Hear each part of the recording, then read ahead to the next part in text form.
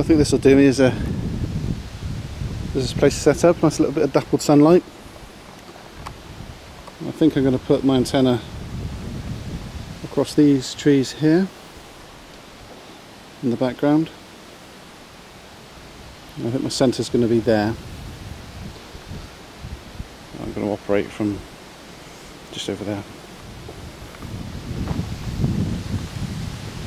So let's have a look what we've got in the bag. Okay, so the bag I've got from Go Outdoors, it's nothing special. It's the TT Carry-On 40, and it's a strange bag because it's designed for you to carry kit. And this is what I've been carrying with me today. My Go Pack set up ready for me to go. So let's just go through exactly what I have in here. First of all, not forgetting the bottled water.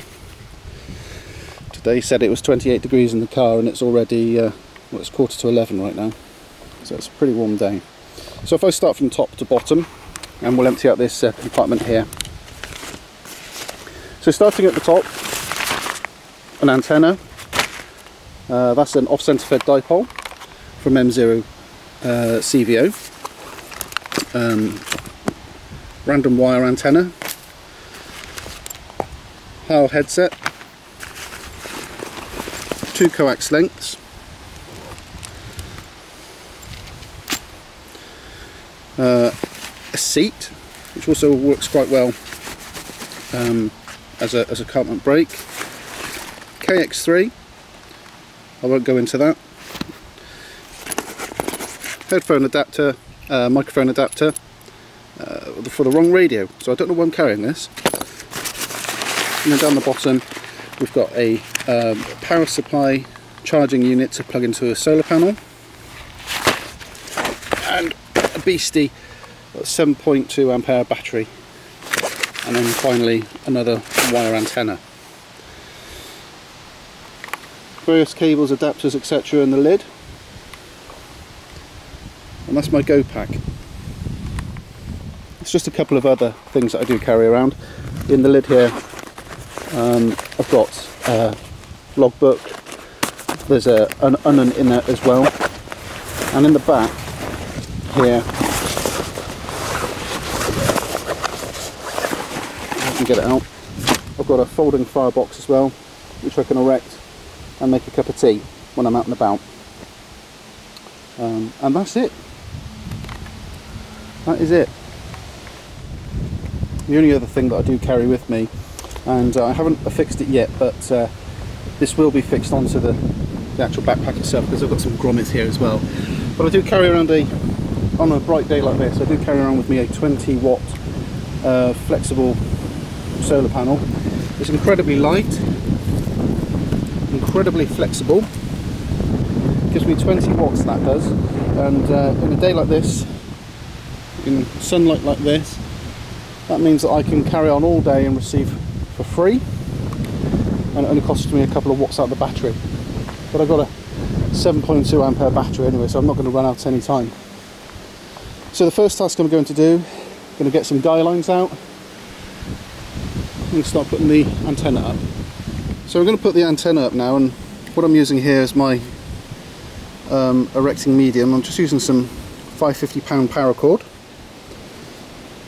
available in black and many other colours. I just had 100 foot left over from some guying lines that I'd made up, so I've split this into 3. So I've got here about 33 foot of paracord, so I'm going to use that to hoist the antenna up. And then this is the antenna itself, and this is the M0 CVO antenna, and I've just got some SOTA beam wire winders to make sure that I get it out properly and always put it away nice and neat as well. I'm finding more and more that it pays and pays and pays again to be organised with all your kit, put everything as much as possible in bags, and it's just easier to keep an eye on everything. So I'm going to put this antenna up, I'm going to connect some coax to it, connect the paracord up to it, and I'm going to fix it up there. It's not particularly high off the ground, I know, but that'll be more than fine for me for today. Okay, so there's the centre of the antenna now. I've just tied off the paracord. got the power cord over the tree. I'm just now about to pull the sensor up, like so, and I'll tie it off over to this tree here. So what I'm using here is I'm using a trucker's knot, which is one of my newly learnt knots. I'm not particularly good with knots, to be honest with you. So I've learnt this one. This is a trucker's knot, and it holds everything nice and tight. It's not under tension at the moment because literally I'm just holding the antenna up there at the moment. Okay, so the antenna's up. I've got, you can see that there. It's one end of the antenna there, through that tree, tied off, obviously to the centre. Now I've got a bit of a problem because one of the branches in the way, and if I was clever about this I would have removed that end and put that through the tree, but I haven't, and quite honestly it's too hot to faff about too much, and yeah. So I've got the other end to go through this tree up here and tied off down here. So there we go. Now interestingly, whilst I've been building this antenna, I've had a few people come over and have a chat with me. In the field across from me, a crop circle has appeared. And also a man in a van. I'm not sceptic or anything, but I'm not sure what came first, the man in the van or the crop circle. Maybe when I've finished here, I'll go and have a look around and see it. There's a few people there in the field. Anywho, back to the radio that I'm going to set up here. So this is basically where I'm going to sit. I've got my antenna up, so I just need to put the final few bits together and get on the air. CQ40, CQ40. This is Mike 0 Tango Golf November Portable, calling CQ40, calling CQ40. Mike 0 Tango Golf November, calling CQ and standing by for any call. Not a dicky bird. Not a dicky bird. CQ40, CQ40. This is Mike 0 Tango Golf November Portable, calling CQ40, calling CQ40. Mike 0 Not sure how that Tango happened. Golf November, calling CQ and standing by for any call. Oh, somebody's tuning up. CQ40, CQ40. This is Mike 0 Tango Golf November Portable, calling CQ40, calling CQ40. Mike 0 Tango Golf November, calling CQ and standing by for any call.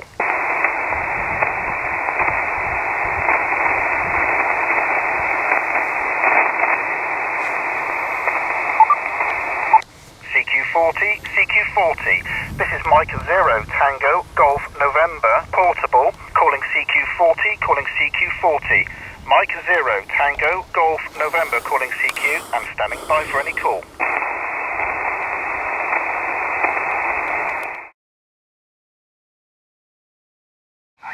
From Delta Lima, stroke Oscar November 4, Lima Oscar Portable, on Europe 128. Mike 0 Tango Golf November QRP. Mike 0 Tango Golf November QRP. I have Mike 0 Tango Golf November QRP. Good afternoon. You're 5 and 2, 52. On Echo Uniform 128. My name Francois QSL. Yeah, QSL. Many thanks for coming back to the call. You're 5 and 7, 57. Name is Dan. Delta Alpha November QSL. Okay, Dan. I got a 5 and 7. The 5 and 7. Congrats with the QRP. You're 5 and 2 with real report. So thank you for the short one and have a nice weekend. 7-3. 73 to you, my friend. Take care. Bye bye. Yeah, bye-bye. 14257. And the time now is 1:05. Well, it's been a bit of a disappointing day, I'll be honest with you. I've heard about 5, maybe 6 stations. I've called CQ on many bands. I called CQ on 40, 20, 15 and 10. Didn't get a single bite back. I've gone back to a few stations. Most of them were pile-ups. I've managed to speak to 2 people, and that's about it. More disappointing, however, I've managed to crack a knob on the KX3, so I'll get another knob. I've got some broken wires. I've got a broken wire from the panel that goes into the charge unit. I've also got a dodgy fuse holder here as well that comes off the battery, so I'm going to have to repair that and work out exactly what's going on there. So that wasn't helping matters either. It was switching between battery power and internal power all the time, which is probably why I couldn't actually get too much out, to be honest with you.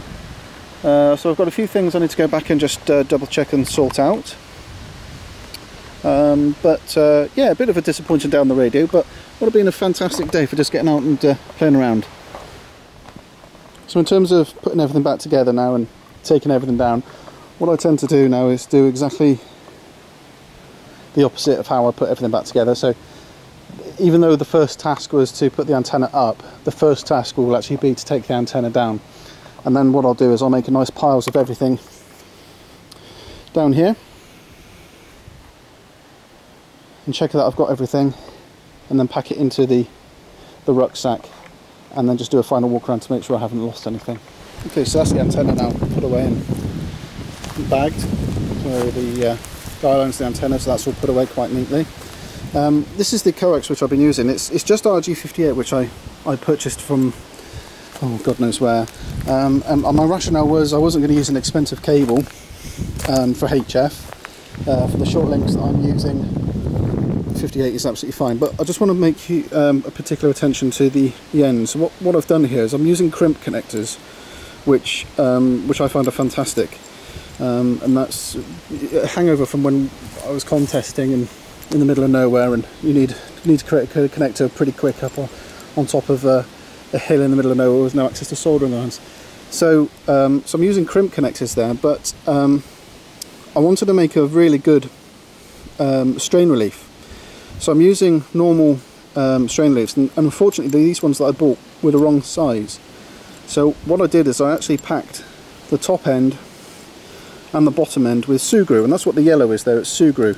And if you're not familiar with what Sugru is, it's a British product made by invented by an Irish lady, and it's basically a self-setting rubber. It's a silicone rubber, and you can do some fantastic things with it.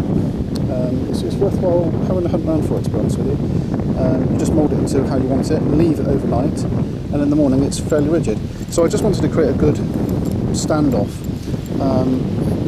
string relief, sorry, and that's what I've done on that end. And on the other end, which actually plugs into the radio, I just beefed up the connector there.